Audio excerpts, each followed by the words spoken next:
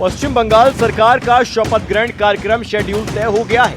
बंगाल में 9 मई को नई सरकार का शपथ ग्रहण समारोह होगा।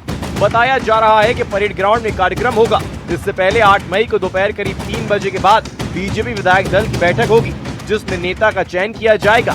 सरकार गठन की प्रक्रिया को आगे बढ़ाने के लिए बीजेपी ने केंद्रीय गृह मंत्री अमित शाह को केंद्रीय पर्यवेक्षक और ओडिशा के मुख्यमंत्री मोहन चरण मांझी को सह पर्यवेक्षक नियुक्त किया है। दोनों नेता नवनिर्वाचित विधायकों के साथ बैठकर मुख्यमंत्री और कैबिनेट के नामों पर अंतिम निर्णय लेंगे। बंगाल में नई सरकार के शपथ ग्रहण कार्यक्रम में पीएम मोदी शामिल होंगे। साथ ही बीजेपी शासित राज्यों के मुख्यमंत्री और बड़े नेता भी पहुंचेंगे। एक तरफ नई सरकार के शपथ ग्रहण की तैयारी है, तो दूसरी तरफ बंगाल में चुनाव खत्म होने के बाद हालात एक बार फिर तनावपूर्ण होते दिखाई दे रहे हैं। टीएमसी की करारी हार के बाद कानून व्यवस्था को चुनौती देने की घटनाएं सामने आने लगी हैं। कोलकाता में एक बीजेपी कार्यकर्ता की हत्या ने सियासी पारा चढ़ा दिया है। बीजेपी ने सीधे तौर पर टीएमसी पर हिंसा भड़काने का आरोप लगाया है और इसे लोकतंत्र पर हमला बताया है। पश्चिम बंगाल में पोस्ट पोल हिंसा की आशंका को लेकर आधी रात में हाई लेवल बैठक हुई। इस बैठक में स्पष्ट संदेश दिया गया है कि हिंसा बिल्कुल बर्दाश्त नहीं होगी। पुलिस, बीएसएफ और सीआरपीएफ को सख्त निर्देश दिए गए हैं कि हालात बिगड़ने से पहले ही काबू किया जाए। जीरो वायलेंस सुनिश्चित करने के लिए अब जमीन पर एक्शन शुरू हो चुका है।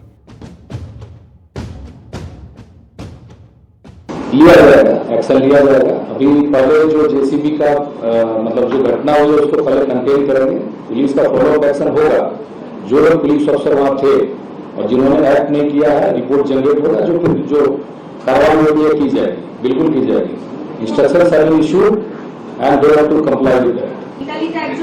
এটা মডেল হচ্ছে এটা ইন্টারগ্রাম ডায়াবেটিক মতন আছে, কোনো পলিটিক্যাল কানেকশন নেই। কোন অ্যারেস্ট হয়েছে?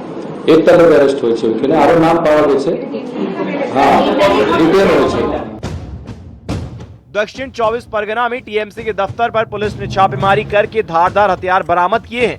गुटियारी शरीफ के नारायणपुर में टीएमसी के दफ्तर से हथियार बरामद हुए हैं। 9 धारदार हथियार पुलिस ने बरामद किए हैं। बीजेपी नेता लॉकेट चटर्जी ने आरोप लगाया कि ये हिंसा टीएमसी के कार्यकर्ता कर रहे हैं। नहीं, देखिए जो भी चल रहा है, हम लोग बात कर रहे हैं सबके साथ। कोई भी हिंसा बर्दाश्त पश्चिम बंगाल में नहीं होगा। 2021 में जो पोस्ट पोल वायलेंस हुआ था वो कभी रिपीटेशन नहीं होगा। ये भारतीय जनता पार्टी है, इसका चरित्र अलग है, इसका विचारधारा भी अलग है। तो पुलिस को भी बोला गया है कि इसको स्ट्रिक्ट एक्शन लेने के लिए हमारा कार्यकर्ता होगा, ये भी स्ट्रिक्ट एक्शन होगा। बंगाल में जब से नतीजे आए हैं तब से हिंसा का दौर देखने को मिला है। अब देखना होगा कब तक इस पर लगाम लगती है। Bureau report, news 18।